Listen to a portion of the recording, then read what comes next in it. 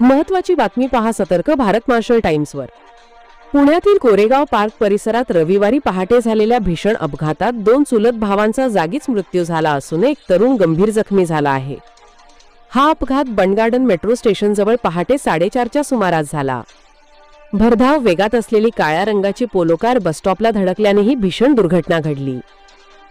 मृतांमध्ये यशप्रसाद भंडारी आणि ऋत्विक उर्फ ओम विनायक भंडारी दोघेही 23 वर्षांचे यांचा समावेश आहे।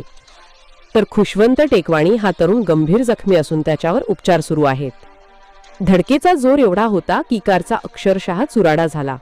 पोलिसांनी दिलेल्या माहितीनुसारही कार भाड्याने घेतली असण्याची शक्यता आहे। सीसीटीव्ही फुटेजनुसार गाडीचा वेग अत्यंत जास्त होता। हँडब्रेक अचानक ओढल्याने नियंत्रण सुटले आणि कार थेट सिमेंटच्या पिलरवर जाऊन आदळली असा प्राथमिक अंदाज आहे। घटनास्थळी बिअरच्या बाटल्या आढळल्या असून अपघाताच्या वेळी मद्यप्राशन झाले होते का याचा तपास सुरू आहे। पोलीस उपायुक्त मिलिंद मोहिते यांनी सांगितले की गाडी कोण चालवत होते, ती कुठून आली आणि नेमका वेग किती होता याचा तपास सुरू आहे। कोरेगाव पार्कमधील या भीषण अपघातानंतर परिसरात हळहळ व्यक्त केली जात आहे। सुरक्षित रहा, पहा सतर्क भारत मार्शल टाइम्स पुणे।